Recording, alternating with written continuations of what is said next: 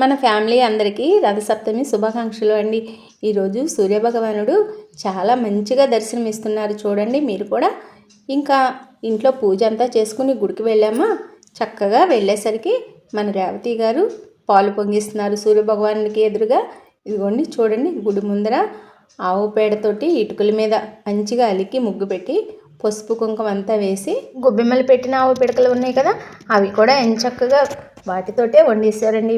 పాయసం అంతా కూడా ఇదిగోండి, మమ్మల్ని కూడా పాలు పోయండి, పాలు పోస్తూ కూడా అక్షింతలు వేస్తూ పాలు పొంగినట్టు మన అష్టైశ్వర్యాలు పొంగాలి అని అనుకుంటూ వేయండి అని చెప్పి మేము వెళ్ళిన అందరి భక్తులతోటి ఇలాగ పూజ అయితే చేయించారండి. ఈరోజు చాలా ఆనందంగా ఉంది.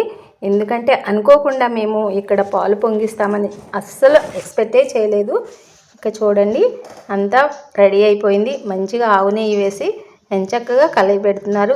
ఈ నైవేద్యం అంతా రెడీ అయిన తర్వాత దీపారాధనకి సిద్ధం చేస్తున్నానండి. దీపం వెలిగించి ఇంకా పూజ అంతా చేస్తారు మన అర్చకుల స్వామివారు, రేవతి గారు అని చెప్పి. ఇంతలో గుళ్ళోకి వెళ్ళి శ్రీ సీతారాముల వారి దర్శనం కూడా చేసుకుని హారతి అంతా తీసుకుని ఇక మళ్ళీ ఇక్కడికి వచ్చి స్వామివారికి ఇలాగ చూడండి చిక్కుడు రథాలు, చిక్కుడుకాయలతోటి రథాలు చేయించారు మా అందరితోటి కూడా. ఇంక ఇక్కడ సూర్య నమస్కారాలు అవి చేస్తున్నారు స్వామివారు, మన రేవతి గారు. వారితో పాటు మమ్మల్ని కూడా సూర్య నమస్కారాలు చేయించారండి. ఇక స్వామివారికి నివేదన చేసి హారతి ఇచ్చి హారతి కళ్ళకద్దుకున్నామండి.